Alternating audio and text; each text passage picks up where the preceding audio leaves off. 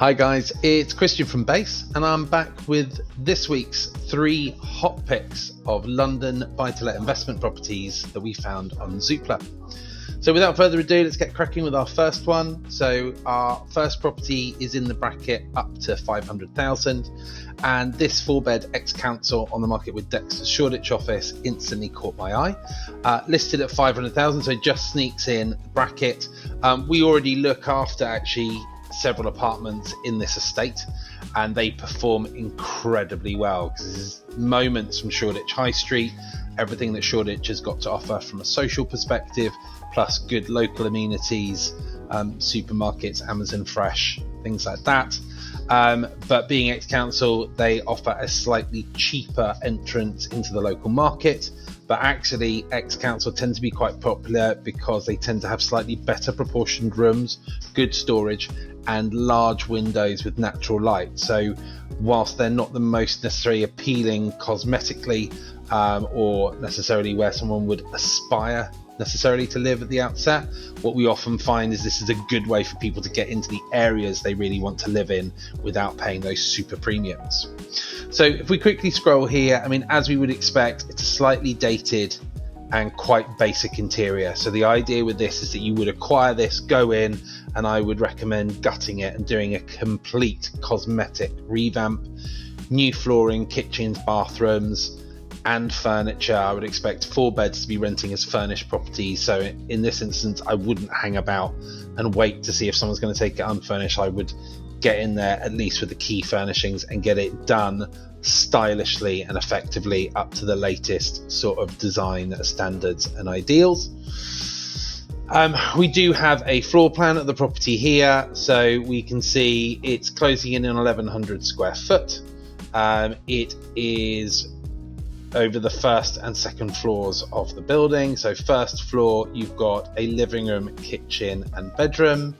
Now, there are questions with the revamp. Do you go in and take this wall out to make this an open plan kitchen reception? That would very much kind of be in keeping with what people would want or expect. There is even an argument to say maybe you even take this wall out, completely take these walls out and open up the reception kitchen entirely.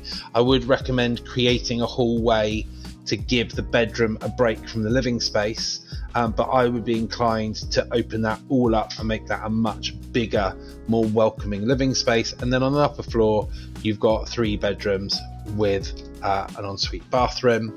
Like I said, you're located just moments from Shoreditch High Street and everything that has got to offer.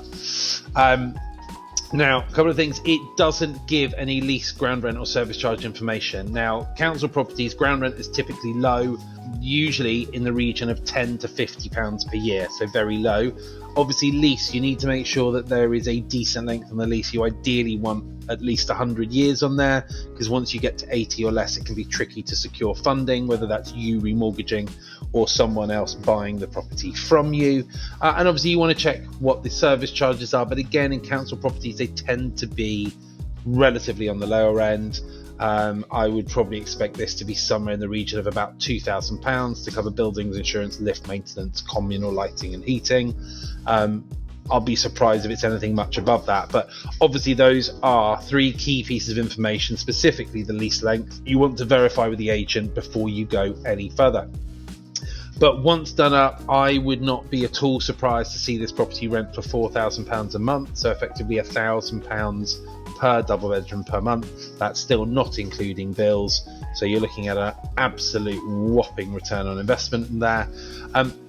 The only caveat I always give and the only warning I always give when you're buying an ex-council property is you do need to be aware of your liability for future major works. Now, if the council, who are typically the freeholder, decide to tender out works, you do need to understand you don't have the same rights that you have in a private leasehold.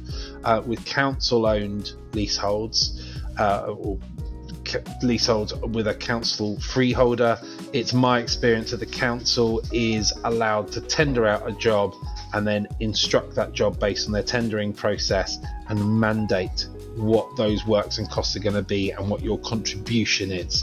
So you do need to do some due diligence to see if the agent or the owner are aware of any planned or impending works for the block, or indeed whether any major works have been carried out recently but haven't been invoiced yet. That shouldn't put you off. You just need to factor that in. It's very common for major works to come in the region of £15,000 to £30,000. Depending on exactly what the council is planning to do. You do get payment offers, payment plans on offer from the council, but you just need to factor in with the person selling, are they paying for all of those? Are they making a contribution? How's that money going to get handled, escrow, etc. So that's the only really big consideration, but other than that, this is going to give you an absolutely massive rental yield. And is a bit of a no-brainer in terms of getting into the local buy-to-let rental market. So yeah, get in touch with Dexter Shoreditch today, get those leasehold information and get your offers in. In our next bracket, which is the £500 to £750 bracket, this apartment, again a local one to us, on the market with Anderson Rose, caught my eye. So this is in a development known as the Timber Yard, which is located just off Old Street and Kingsland Road. It's kind of a flagship development around here, done by a well-known architect on Drysdale Street. It's well known for these like poured resin floors, big format windows, a bit of a mid-century feel inside. They're all quite minimalist feeling apartments, so big windows, sliding doors, like I said, poured resin floors, white walls. Very, very popular in terms of the aesthetic that they deliver. So nice property, looks to have been well maintained, has the biggest bedroom I think I've ever come across. So this is the building here, really nicely done. Hoxton Square is tucked just over here. You've got Old Street behind these buildings, with the Shoreditch Theatre and the Bike Club here. So yeah, you're right in the heart of all things Shoreditch. So it gives you a really good idea. Let's say there it is, it's tucked in here, but you've got what we call Shoreditch Triangle here, which is prime Shoreditch, and you're just tucked off the back, which quite frankly, if you want to be around here, that's where you want to live. You don't necessarily want to live in the Triangle. It can be a bit full on for some people. Now, my thing with this one is, if we bring up the floor plan, 677 square foot, huge for a one bed, on the smaller side for a two bed, but when we look at the size of the bedroom and the general layout of this apartment, my honest feeling is that if the lease would permit, I think there's a good argument to rework the layout of this property to turn it into a two bedroom property. And I think when you do, you're going to see an uplift in the income. As it's presented now, I would expect this property to rent in the region of £2,500 a month. We've just let a very similar sized property in a nearby development for that money just a couple of days ago. So I would very much expect this to be in that same wheelhouse. However, if you could get this to work as a decent two bed, I think you would see that rent increase to £3,000 or maybe even slightly over that per month. So for a little bit of rejigging, you could see an uplift of another 20, maybe even 30% on your rent, and long term that's got to be worth doing. So that's the main one. Yet again, unfortunately on this listing, again there is no lease ground rent service charge information, so make sure you check that. I have actually just spotted, comes with a secure car parking space. Brilliant. If you don't have a car, you will be able to rent that parking space for in the region of £150 to £200 per month. So there is another top up on the figure that I've already quoted. So again, this just keeps on getting better and better. So at 600,000, that stacks up as a nice buy-to-let investment. And again, looks pretty turnkey unless you decide to do the reworking of the layout, like I said.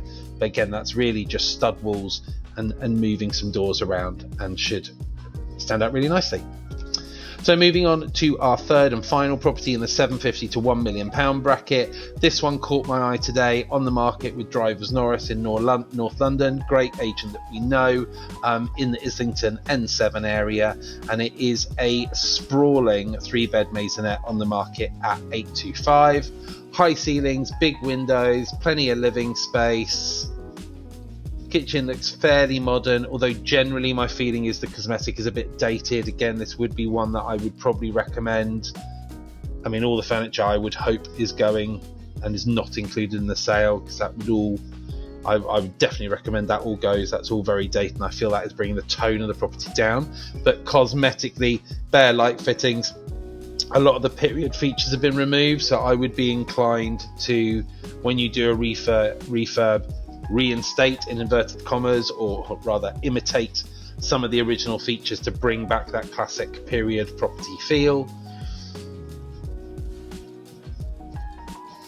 But generally, lots of space, lots of floors, good ceilings, good skin and bones to work with, quite frankly. You've got a bathroom and a shower room, sort of a top floor space, huge, which can be used, set up as an office. So it's a 3-bed with a study and big living area.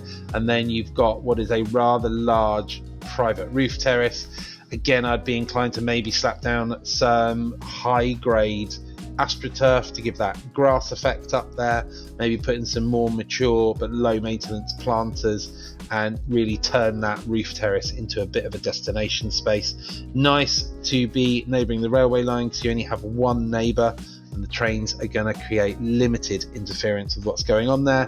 And again, cosmetically refurbed, I would expect to see that property come in at about £3,500 a month in rent, so you should be looking at a good yield on that purchase. It is share of freehold, this one, so length of lease doesn't really factor in, but do make sure you understand what the ground rent and service charges are, and like I said, that should still need a cosmetic refit. So you've got 3 great properties there. They all require a bit of love and attention to modernise them and really make them the most appealing they can be, but they're pretty much all quick turnaround cosmetic jobs. And you should see a really strong yield, particularly that Weymouth Terrace property at 500,000 on the Dexters. Wow, if you can get that and rent, turn that around and rent that for around £4,000 a month, as I expect, you're going to be laughing all the way to the bank. So that's our picks for this week. Tune in next week. We'll be back with 3 more ones for you to have a look at.